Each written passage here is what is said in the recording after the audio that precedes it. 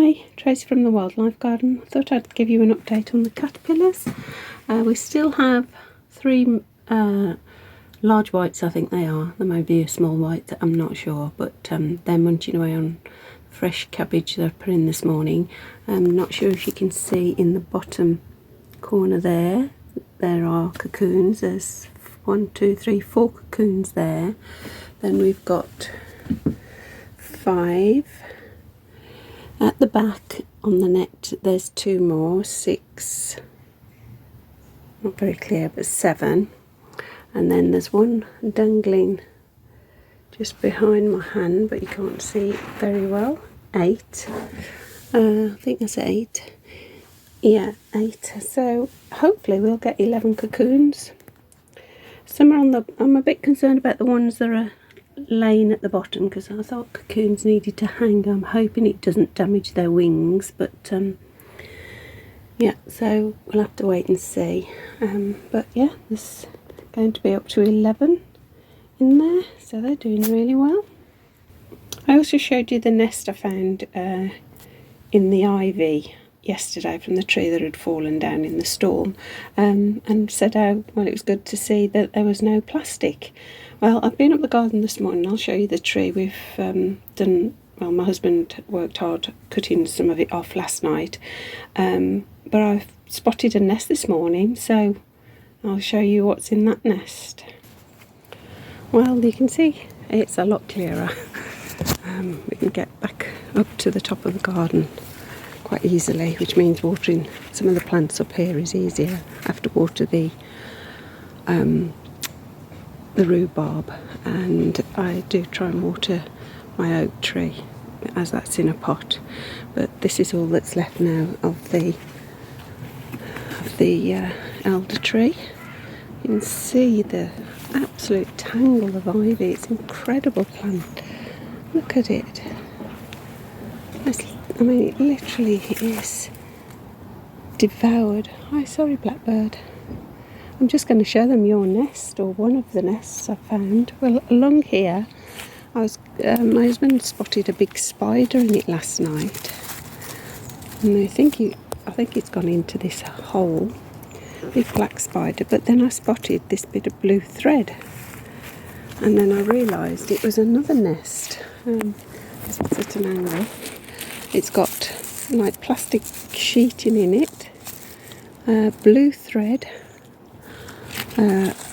white plastic thread going throughout the nest around the back. I'm going to try and get it out. It's going to be difficult. I might have to cut it out. It's so well woven in to the tree. But yeah, plastic. I want to pull that piece out. That was down the side too. So yeah, you wouldn't have seen that 50 years ago, would you? And now it's everywhere, and birds are even using it in their nests. And this stuff, I mean, that's a danger to chicks, danger to the adult birds. Could wrap around their feet, cause the circulation damage, and then they could lose their feet. And obviously, chicks definitely dangerous to them. So plastic, what a nightmare it is, and an environmental disaster, really. Yeah. What a legacy. So there you go. But otherwise, I'll show you how much stuff there is up the top on the dead hedge.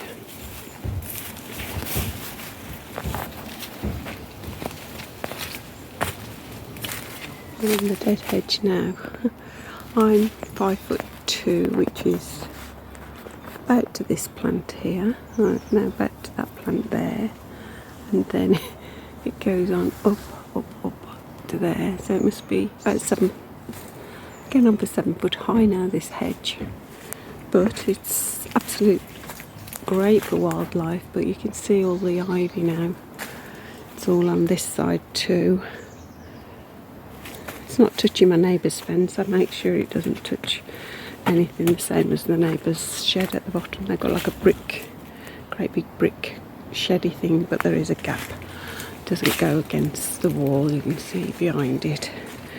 And this is the branches and part of the trunk that my husband managed to get off at the moment. I'm going to add those to the wood pile, my normal wood pile down the bottom.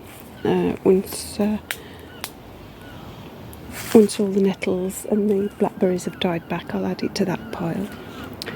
So yeah, but I'm fortunate to have such a big garden, and I can put it all up here. It just helps nature, because it's great for nesting wrens and robins, and if hedgehogs do come back into the garden, there's some great places for hedgehogs to go, foxes to build dens in. So it's a big section of the garden, but small in the sense of how big the garden is, how long the garden is. So that's all goes up there. The Jack and Jill Hill, as my little granddaughter used to call it, because it's a little slope. I love to play Jack and Jill going up and down it. So yeah, that's what's left. So we'll try and cut more off today. Once you get through the ivy, the trunk itself, because it's so old and rotten, as you can see, some great rot holes in it, and you can see lots of insects have drilled into it, wasps and that. So it's a great tree, dead tree. And hopefully it'll make some great places for insects to burrow into as it rots down. You can see how hollow it is in the middle. Yeah, it's definitely, this one's even more noticeable. Yeah, see why it wasn't functioning very well. So made a big gap. See a lot more of the gardens. So nobody touches the ends of their gardens, these gardens being so big. We have all these giant ash trees. That one's got died back again, another one. There were 3 of those in a line. That's succumbing this year. 2 have been taken down. There's like a willow, a weeping willow at the back, so that hides a lot. Then the other big ash is over there, the one in the very background. Now that succumbed first. It's the oldest one. The trunk is enormous. I would say the trunk is about 7-8 feet round, if not bigger. And it succumbed, but it seems to have fought back, and it's greened up this last couple of years, so that's doing a lot better. And then, so all up here is sort of pretty private, really. There's a big extension being built on one of the houses in the background, but yeah, it's perfect for wildlife. I can come up here and feel safe. We had the great tits nesting in that box this year, raised a lovely brood. We've had 2 robins' nests. Oops, sorry. I'm going to zoom out and it's zooming in.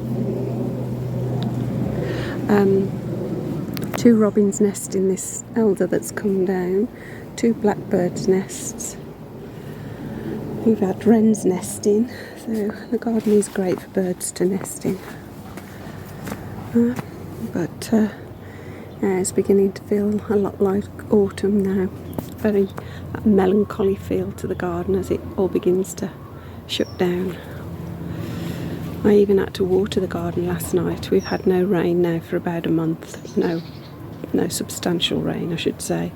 And because I've got so many trees in this garden, it just becomes bone dry, and some of the plants are really struggling. They're dying back, and it seems funny watering them at that stage, but you've got to keep the roots going. So I had to give it a really good soak last night. It's booked things up again now. They're looking dreadfully wilted, but yeah, they're picked up today, so hopefully if we can get some rain next week. I'm not sure.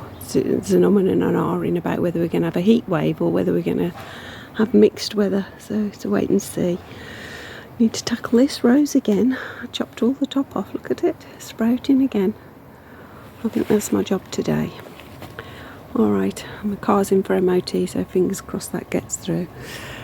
Right, see you soon. Bye. Goodness, look at that. It's the whole thing, isn't it? Crikey.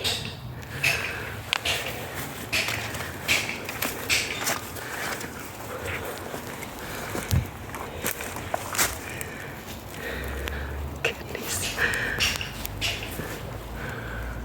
That's incredible. Next bit. Hello. Right, final update. Big change up here. We've managed to get the tree down to a stump, but in that process we've had to trample a lot of plants. So I've took the opportunity to sort out a few pots, change things around a bit, and where we've trampled I've built a little wall, so I put some more soil in and act as a retaining wall. There's very little soil then, it's very dusty, so I think I'm going to get some topsoil, bag of topsoil, and mix it with my compost and add it there. I might just take the compost out of my one bin actually, I've got quite a bit in there, and just pile that on there and see what happens then. It's the hedge bed straw that I've sort of mainly crumpled, but the rest's fine and it'll bounce back because it's quite a hardy little plant. So what I've done is I've removed the sambuca from here, the black elder, and I've put this, I thought it was a mock orange, but it's not a mock orange, I don't think. It's a kind of mock, it has white flowers on. It's not as perfumed as a mock orange. So I've moved that to here. It's got a geranium at the bottom, so I'll give that a good watering. As you can see, it's looking rather in need of water. The pot was as light as a feather when I moved it. Sorry, being bitten by a gnat. And then obviously we cut back the buddleia, well I did, and yeah, well, let's see. Well, big open space now. So what I've done is I've moved the sambuca to next to the oak. Hopefully that'll get more light now there, and I'll repot it next year, and it should be in as big a pot as that one, as the oak. The oak hasn't got anything under it, so the roots will eventually go into the ground, so I'm not worried about that happening. Then we've piled the wood. We decided to pile the wood from the elder tree here. We were going to put it on my log pile behind me, but we decided it could rest there and rot there in its growing space. That hole you can see is all the way through that elder. It was well and truly rotten in the middle, and unless that's how elders grow, I'm not sure. But anyway, that's going to slowly rot and provide homes for lots of insects. Lots of beetles, etc. The robin was following me around because there was lots of wood lice coming out of it. That's a sign. And there was a frog actually in amongst the ivy too that jumped out and gave me a little fright as it jumped out. Then I've moved the hawthorn to here, and again that's going to get far more light. That's the robin nest at the bottom, as I've got one in the shed, so I've just popped that one there. That's where all the hedge bed straw was, but you can see all the mat of roots there, so it'll come back. Just need a bit of rain. Oops, I'm stepping on the red campion there, big clump of red campion there. I've just thrown some little seeds down. We've got some, what's it called, knapweed seeds down there. See what comes up. I built that little retaining wall so I can put the soil on, some more soil on there and hold it back. And I can see a little wasp now. That's a little wasp. Hopefully I haven't destroyed its home, but there's a little wasp then looking around that wood. So big open spaces. I can't believe how bright this spot has become now, how dominant that that was. I mean, masses of light coming in, not direct light, but yeah, dappled light, much better for the plants here. Some of the plants were struggling for light, so it's probably done us a favour in the end. You can see that plant's struggling and needs water. Yeah, so hopefully everything will survive. Green alkanet certainly will, and so will the Joe Pye. They're indestructible. Yeah, it just feels like a different space up here now. And probably although it's got to be cut back next year, the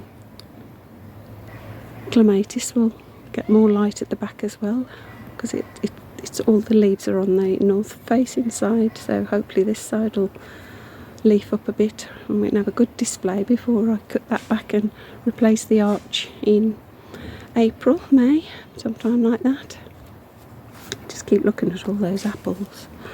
Oh my goodness, I think my husband's going to get the stepladder and start his apple and ginger jam. Gorgeous. It's a beautiful day. It's been very warm doing the work. Fortunately, I've got a little electric chainsaw, which helped a great deal. I had to just hand saw the last little bit, it was too thick for it. Yeah, so the woodland's looking very lovely. Yeah, I'm happy. I'm very happy. It's all sorted now. It's off my mind.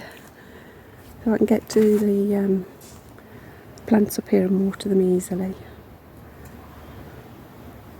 There we go. Big change. But I'm excited to see what happens next year up here. I mean, the reason this is an embankment is when we came here, the people who'd lived with us, lived in the house before us, had just, there was all, you can see all the bricks. There's that many house bricks up here.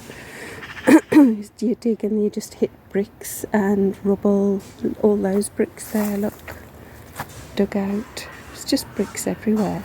If you imagine, and I used all the bricks I could find. I've built this wall with this little retaining wall. All those were just lying up here, those coping stones. That little wall actually runs quite a way, actually, because it was before our new neighbours that moved in. Our other neighbour sort of maintained the garden more up here. And all these bricks here, I'll show you these. This retaining wall, this I built too. You can just see how many bricks there are. And then this side, all the capping stones, that wall runs all the way through to there. It's one of the first things I built when I came, to hold back all the rubble that was in the garden at the top. So it was like a giant skip, really. So although the soil there, it's very shallow soil, it's not deep at all. So if I can put a bit more soil on top, that'll help the plants a little bit. Yeah, so it is the rubble garden, really, I suppose I would call it, rather than the wilderness. But all these plants are happy up here amongst the rubble. Okay, I'll stop rambling on in the rubble. Right, take care everyone. Bye.